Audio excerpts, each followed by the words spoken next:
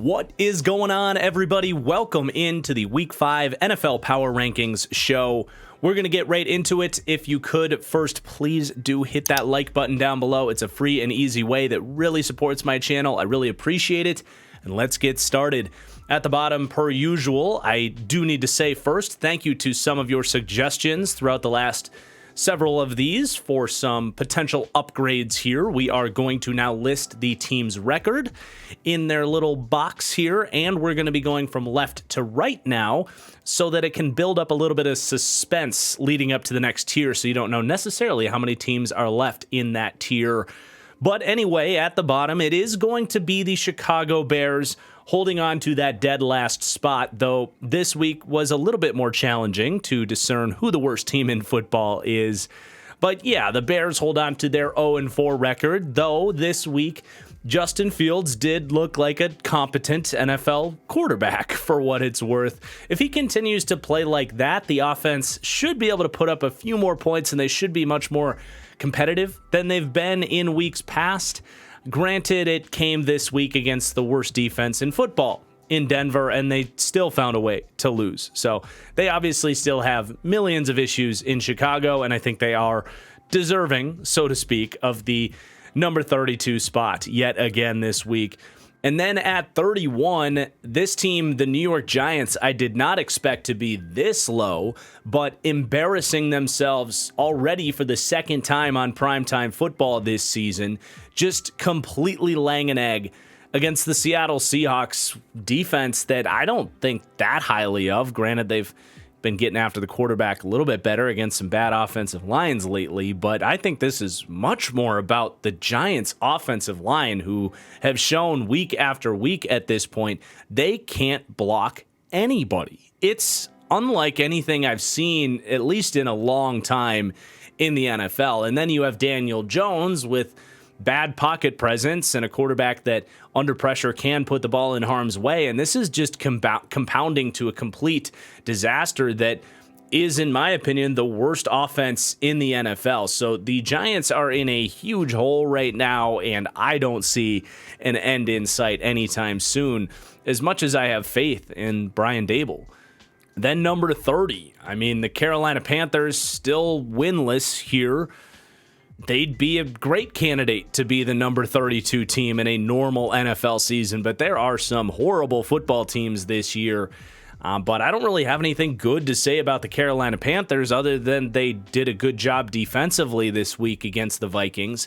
But Frank Reich has been a disaster of a hire right now, and it wouldn't be quite as concerning if the same issues we're seeing in Carolina right now weren't the exact same problems Frank Reich had leading up to his firing in Indianapolis just last year. If you remember those Colts teams, we were throwing our arms up like, why can't they block anyone up front? In fact, I said I haven't seen an offensive line as bad as the Giants in a while.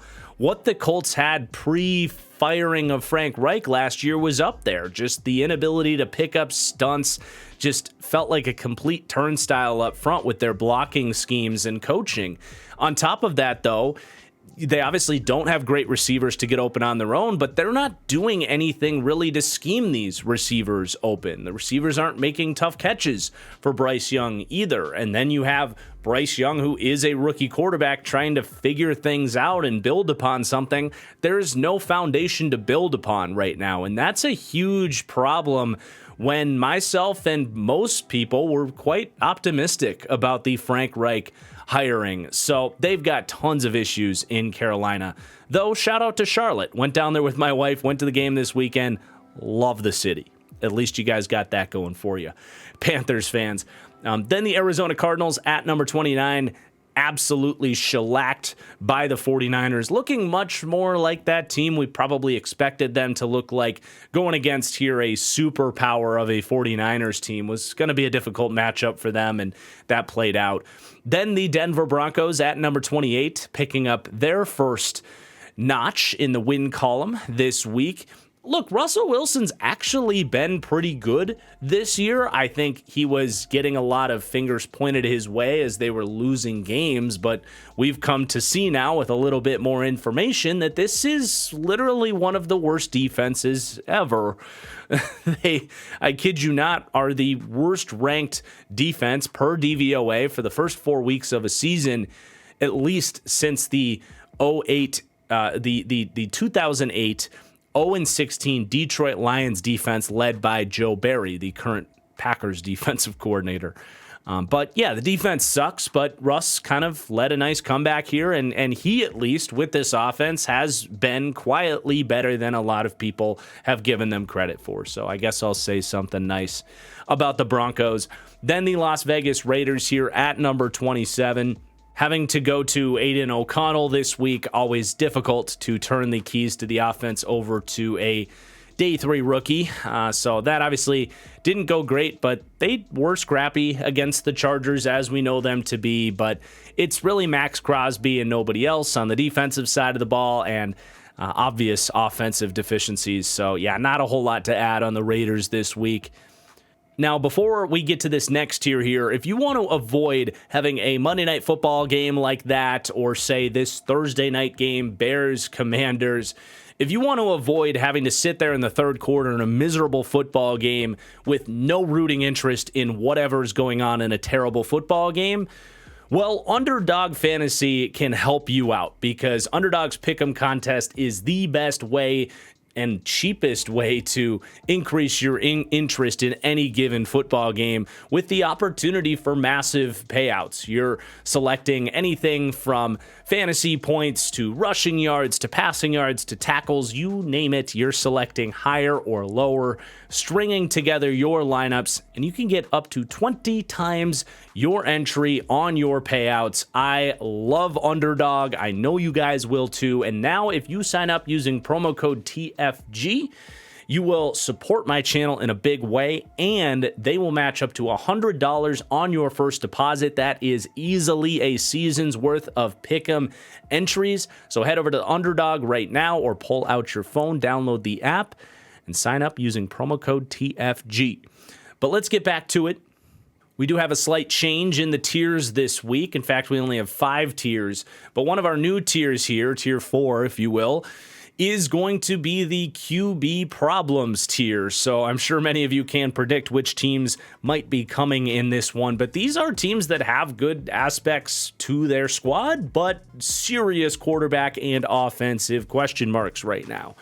Now, the first team we're going to talk about here is the New Orleans Saints, dealing with Derek Carr's injury, which may or may not have led to an even more lousy effort from Derek Carr. Although, let's be honest, let's not act like the first 3 weeks we got some great Derek Carr either. He's looking like that timid, scared quarterback that we saw in Las Vegas that they were so ready to get rid of. He steps in injured this week and produces a stat line that only Derek Carr, in my opinion, is capable of, throwing to Alvin Kamara, the check down target, 13 times for 33 yards. If you take out one of those 10-yard receptions, that's 12 receptions for 22 yards.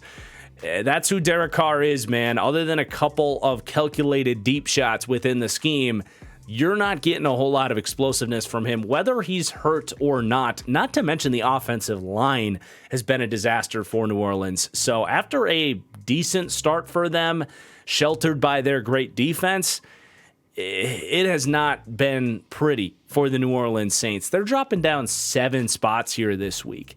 Then we have the Atlanta Falcons, also an NFC South team, dropping down 7 spots. They have a serious Desmond Ridder problem, and Arthur Smith needs to wake up and make a quarterback change here, because he's actively holding this Falcons team back from competing in the worst division in the NFL. This Falcons team could very realistically be a playoff team in the NFC South with just league average backup quarterback play. And they're not even getting that from Desmond Ridder, who looks putrid. And what's crazy is it's not like this is some quarterback that was highly invested in that has physical tools and upside like a Justin Fields that you're holding out for, or a Zach Wilson that you're holding out for. Desmond Ridder fell to the third round because he had horrible pocket presence, didn't always know how to use his mobility, and does not have a good, strong arm with consistent accuracy. All of that stuff is showing up as a major issue for him. He's pressing and making horrible reads, actively costing his team games. He's the worst quarterback in the NFL right now, and I don't even know if it's all that close after Zach Wilson at least put up one good performance this week against the Chiefs. So I'm actually kind of speechless that they didn't go to Taylor Heinicke. They've got to make a change here, or they're going to waste an opportunity in a season that was a gift for them. The NFC South is a joke, and they're wasting it. Then the Washington Commanders at number 24.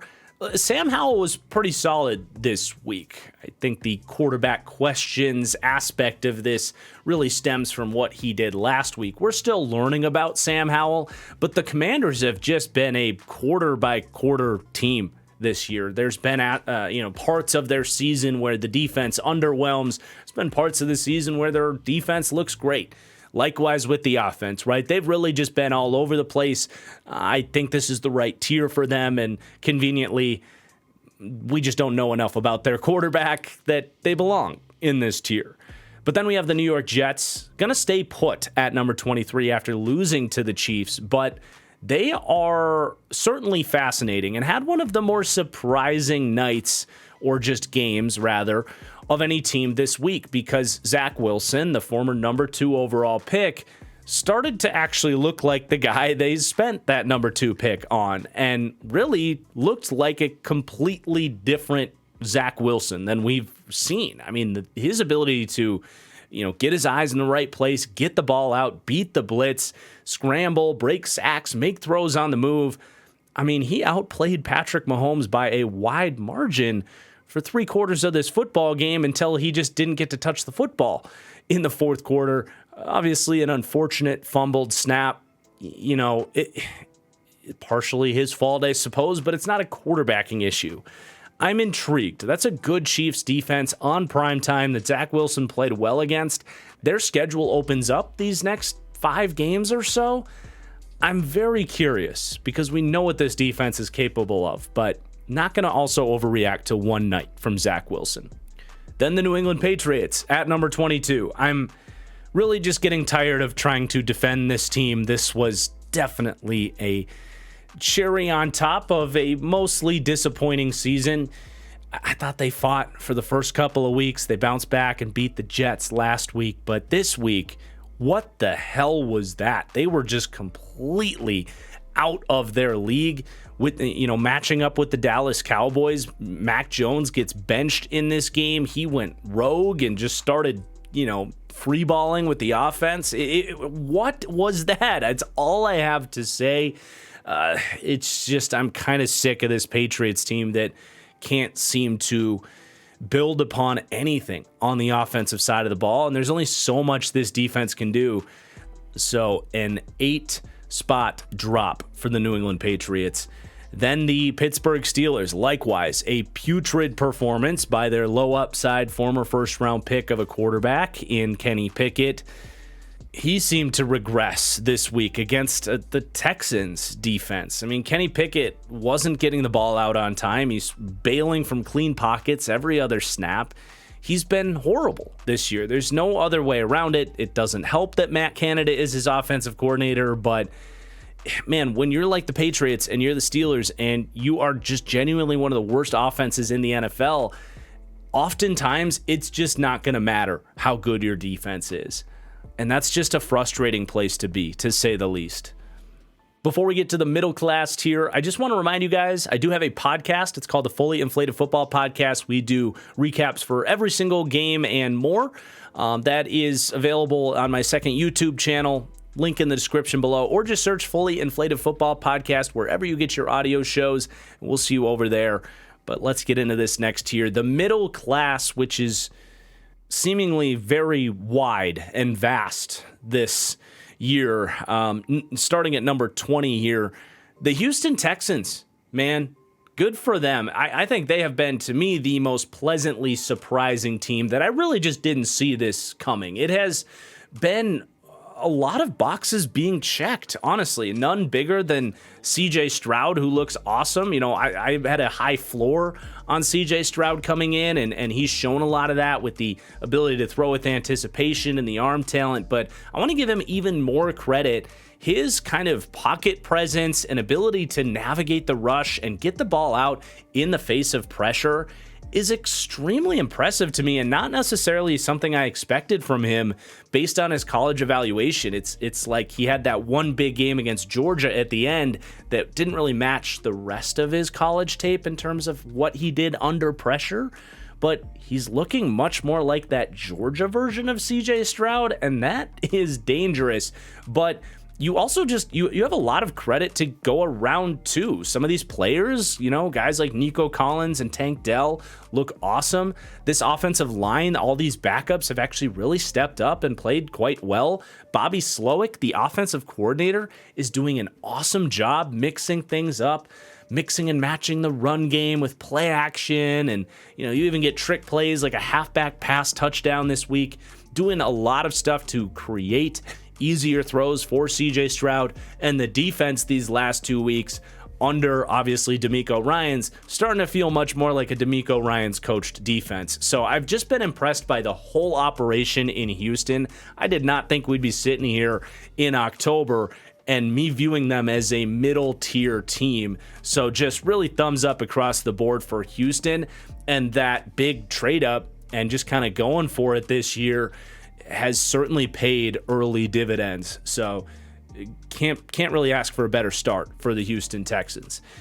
Then we've got the Tampa Bay Buccaneers moving up 5 spots this week. Kind of the definition of a middle class team. I mean, they have all these good players, both offensively and defensively, with some obvious roster holes that we knew about coming in. But you know, I'll just keep reiterating the points. They've got really good players across the board. They're a well-coached team, a championship culture still, and with an easy schedule so far, they've kind of rode the middle, and they're 3-1, and they're just a very solid team, and they might walk into the NFC South title right now as everybody else is just actively shooting themselves in the foot. They're just kind of coasting along, trying to get through the year, and so far it's working. But I still I'm not sold on some crazy upside quite yet with this Bucs team. Then we've got the Green Bay Packers at 18, who got just molly-whopped by the Detroit Lions on Thursday Night Football. Definitely a disappointing performance for Green Bay, especially, you know, defensively. For Joe Barry's defense yet again to just come out and not be able to match the physicality against a Detroit Lions team. They let them run 41 times, afraid to get into base personnel and play physical defense. It's truly remarkable that we're still sitting here with the same problems for this Packers defense with Joe Barry, who we mentioned earlier was the coordinator in 2008 of an 0-16 Detroit Lions team, then got another defensive job with Washington, was fired after year 2, and then was hired for Green Bay after being Brandon Staley's assistant. And now we're still sitting here with the same problems, the same bad defensive coordinator, with Matt LaFleur ranting in the press saying, you know, we've got to make changes defensively. It's insane to keep doing the same things and expect different results. And it's just like we're punching at air. Like, why is this so hard for the Packers to make a change with this defense? It's quite infuriating. And it's not a coincidence that this team has lost to Detroit and Atlanta, who are really good on the offensive line, running the football, forcing you to stop the fundamentals of football. Yet when they've played drop back passing teams, they've kicked their ass. Like, this is a completely matchup dependent defense.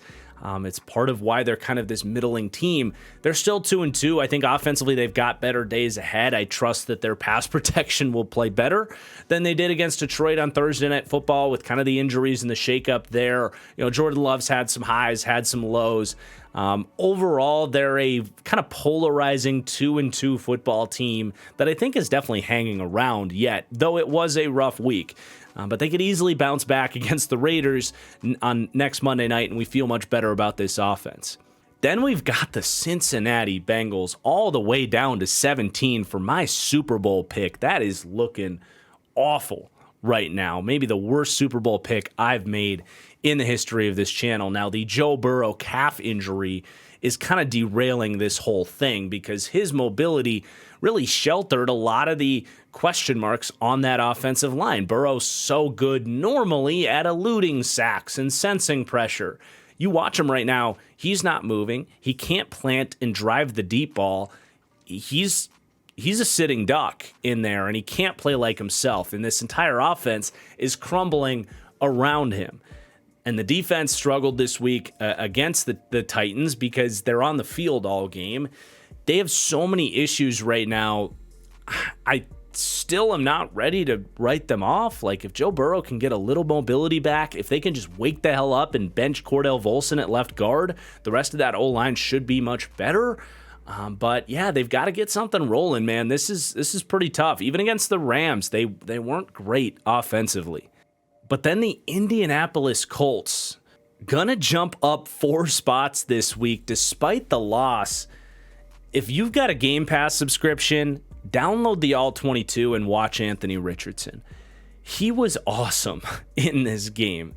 And I know they lost. It was going to be a tough matchup, as I kind of predicted this week, against a Rams team that's so good at attacking single high structures and cover 3, and their defense had a rougher week this week, given that matchup against the Rams and Matthew Stafford and his approach. That stuff all played out. But beyond that, I mean, the Colts look so well coached. They mix things up offensively, and they have a quarterback that is getting better every week.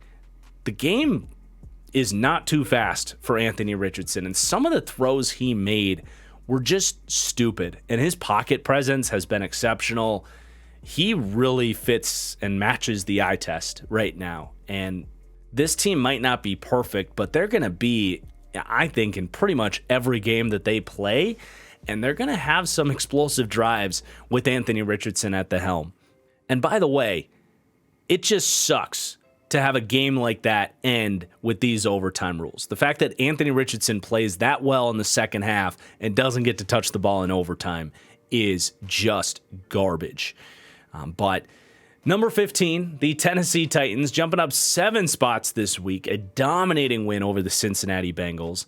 Ryan Tannehill's been very week to week, but he was kind of in his bag this week. He made some big throws. He had some play extension stuff. Derrick Henry played well this week. If this offense is just average, this defense is just as good as advertised. So, you know, in a league where a lot of teams are kind of falling off the face of the earth, the Titans, unlike the Jets and the Patriots and the Steelers, the Titans have at least had a couple weeks of solid offensive performance. And I think that sets them above some of these other teams because I think their defense is par for the course. So yeah, they're a good 2-2 football team. Every single team in the AFC South is 2-2. This is going to be an interesting division to see play out. Then we have the LA Rams at number 14. I'm so impressed by their ability to be a good team this year. They were supposed to be a bottom feeder, and you know, I was wrong about where I ranked them coming into the year. I think pretty much everybody was. And I think we just kind of overlooked the fact that, hey, they got Aaron Donald coming back, who's going to elevate the entire defense, which has held up true. He leads all interior players in pressures this year. Looks like the old Aaron Donald. And then, oh yeah, they have Sean McVay and Matthew Stafford on offense. And this is without Cooper Kupp, who's supposed to be back this week. Now, I don't know if Cooper Kupp himself can play that much better than Puka Nacua has played. So, like, I don't know how much that's going to... I know it's crazy to say, but Puka's been incredible, right? You know what I'm saying? Like, I don't know if that's that big of an elevator for the offense, because I think it will pretty much just replace Puka. But either way, man, their ability to scheme guys open, their ability to attack the intermediate part of the field, and their ability to come up with some plays defensively with Aaron Donald and some fun players in the back end, they're again just gonna be in a lot of football games and are capable of beating good teams too. So they definitely impressed me this week. And then the Minnesota Vikings at 13. And I'm curious to see, like, if people disagree with this, if people agree with this. like I watched the Vikings and they might even be better than last year. I mean, offensively, they actually have better, DVOA, better efficiency. Kirk, to me, looks better. Justin Jefferson's there. They have more playmakers this year. And then defensively, they're not great, but they at least play fast and hard, unlike last year. They go and beat the Panthers this week. Couple of turnovers again. If you take the 9 turnovers for this team and cut those in half, they're at least a 2-2 football team, if not a 3-1 football team. Like, they move the ball really well offensively. Maybe I'm talking myself into it, but I don't think this is a real 1-3 team. I think the Vikings are going to bounce back just fine and maybe even make things interesting in the NFC North. But then we've got our next tier. These to me just feel like playoff teams. Whether or not they have Super Bowl expectations or Super Bowl hopes is up for debate, but definitely teams to me that are clearly playing at a playoff caliber level. So that's going to start with the Jacksonville Jaguars at number 12. I mean, you got a quarterback playing like Trevor Lawrence is playing, and that's going to do a lot of the heavy lifting. Now, they ran into Desmond Ridder this week. I don't want to take too much away from that defense. Ridder just sucks. But, the Ridley-Lawrence connection heated back up this week. That's a huge part of this offense. They got to keep that going. But, yeah, they do a lot of fun stuff offensively. I feel very confident that they're, a playoff caliber team, basically. Then the LA Chargers, been a much better couple of weeks for them. Now, Justin Herbert injures his left hand in this game, but they've settled in, to say the least. Defensively, much better this week, though it was against a backup quarterback, so take that for a grain of salt. Now, of course, Khalil Mack comes out and looks like prime Khalil Mack again. If that continues, that could be completely game-changing for this defense. We'll see. I just don't feel much different about the Chargers this week as I did the week before. So they're maintaining their spot at number 11. Pretty self-explanatory. Then the Seattle Seahawks, though, are going to jump up to the number 10 spot. They just continue to impress me. And their ability to just keep coming offensively. Geno Smith even gets hurt in this game, still comes back in and is just, firing shots. He's a good quarterback, man. He's resilient. He has so many traits, even if he's imperfect, and you might get random turnovers or random mistakes, random sacks. He has a lot to like in terms of pocket presence and poise and decision-making and arm talent and athleticism. And you pair that with all of these playmakers. It's a big Tyler Lockett week. DK's incredible. All these tight ends, the run game, they just have so many different ways to keep coming at you offensively. And defensively, they're flying around, man. I want to see, the last 2 weeks, they have been really getting after the quarterback, but against the Panthers and Giants offensive lines that I think are the worst two in the league right now. But, this defensive line was a group they invested in. They got some hype in camp. I want to see them go against a real offensive line to see how much of this is legit. Because I don't know if I trust it or not. But with the way they're getting after the quarterback right now, you got playmakers on the back end across the board. Guys like Diggs and Witherspoon, man, looks so worth the pick right now. He looks awesome. These linebackers, Jordan Brooks flying around. Jamal Adams left with a concussion early in this game, but he was playing well in the first drive until he unfortunately had to leave. But, this defense definitely has my attention. It's just, let's see it against some more capable offenses. But, yeah, they're definitely impressing the last couple of weeks. And then the Cleveland Browns at number 9, backup quarterback week. The Dorian Thompson-Robinson experience left everything to be desired. He was truly horrible. I actually think the defense continued to get after it, and I think this team can bounce back. I don't want to drone on about this week in what was pretty much a wasted week with a effectiveless offense, and even a lot of the points they gave up from their defense was just Lamar doing crazy shit that you'll live with as a defensive coordinator when the guys are just making plays. I'm not really worried about the Browns, but they are going to fall down 2 after the loss.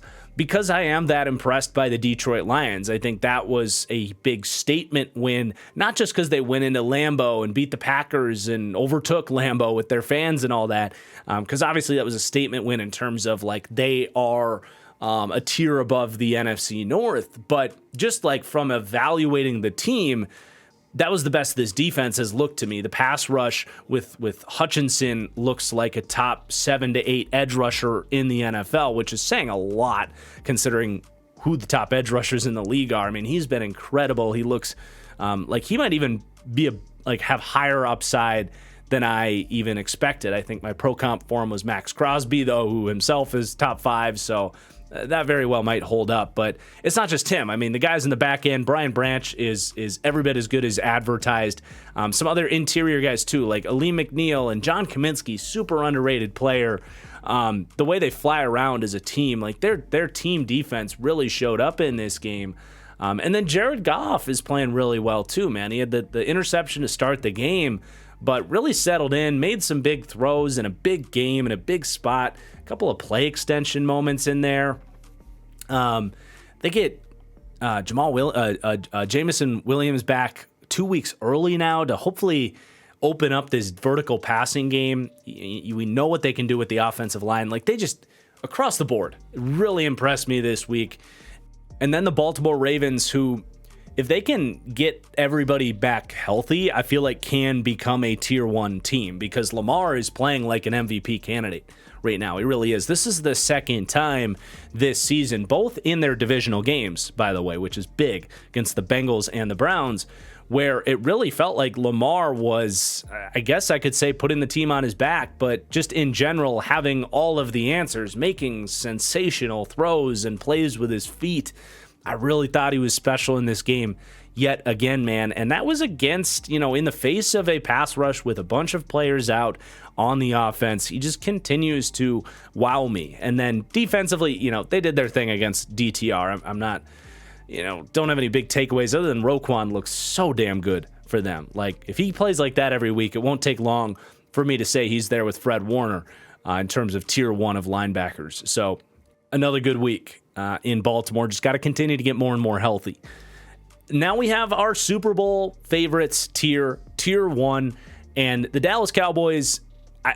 I don't know if I wasn't expecting to put them back in tier 1 so quickly after they embarrassed themselves against the Cardinals, but they did everything you could possibly ask for to just make you feel like they're the same team before the Cardinals game, and that was a complete fluke. I mean, they completely eradicated the Patriots offense.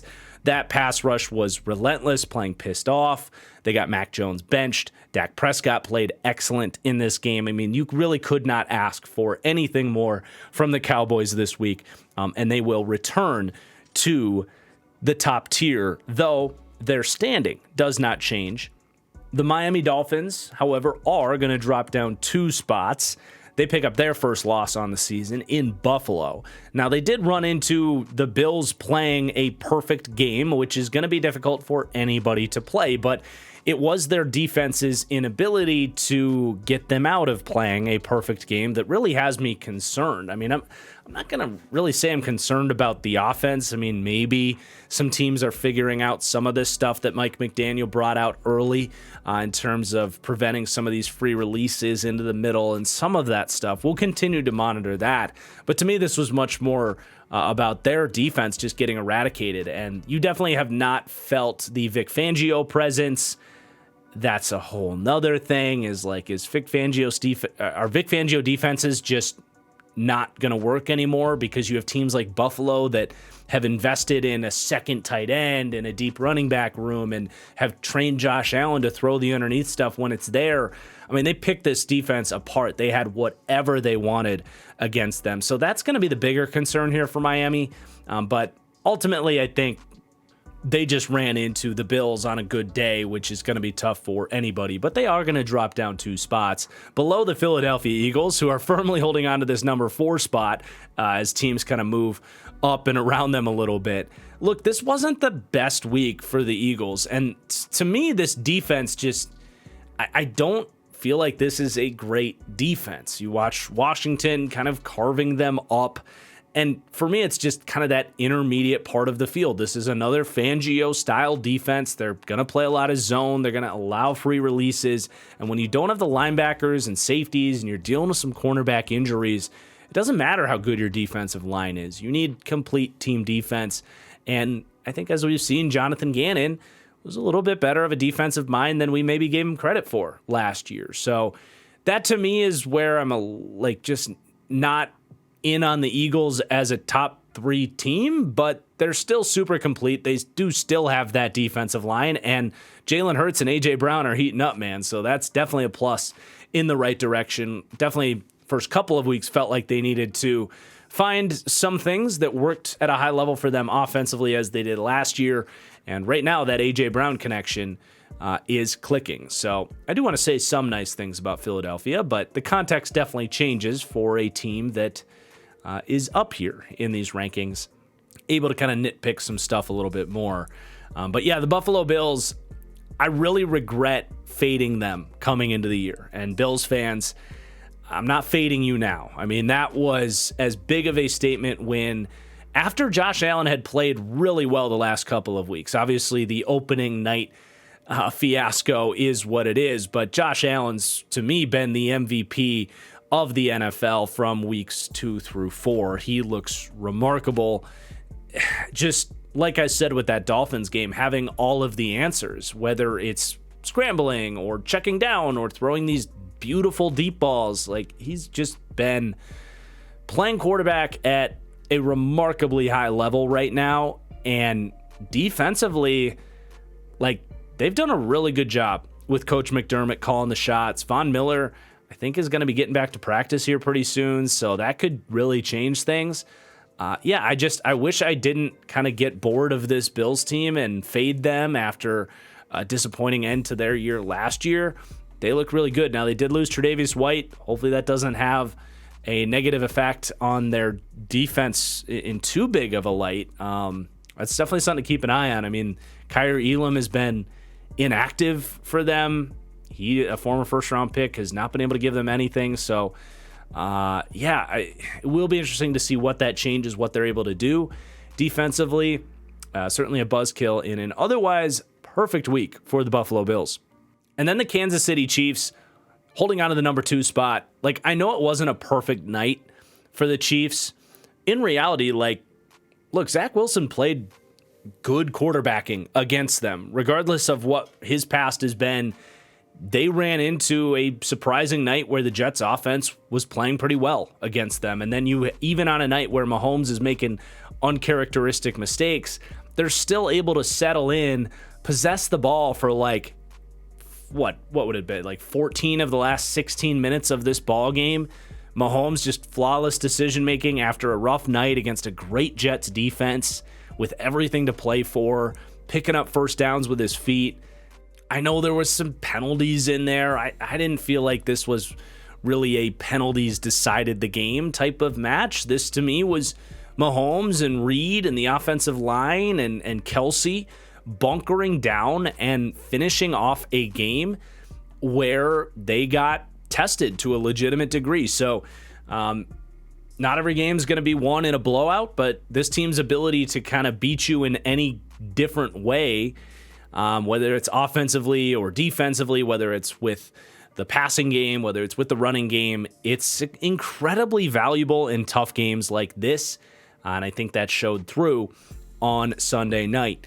Then the San Francisco 49ers, to me, just steamrolling the NFL.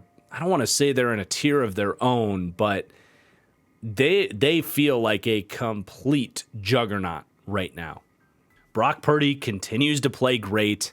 These playmakers, Kyle Shanahan in his bag, and then this defense. It's difficult to crack holes in this Niners team right now. Now, their schedule's going to tighten up at some point here, I would think. But, yeah, right now they're just cracking down on the NFL. So that's going to do it for this week's Power Rankings. Definitely let me know in the comments down below where you agree, where you disagree. Also, make sure you subscribe and tune in every Tuesday night at 6 p.m. Eastern for my live show with Matthew Collar right here on YouTube. This week it is going to be pre-recorded. because I will be at the Twins' first playoff game at that 6 o'clock Eastern time spot there. But the show will be YouTube premiere here tonight at 6 Eastern. So make sure you're subscribed. Make sure you tune in for that. Follow the podcast. Also, for those asking, Studs and Duds makes its return this week. We'll be doing NFC this week, AFC next week. So lots of good stuff to look forward to here on the channel. Thank you so much for watching, and we'll see you later. Peace out.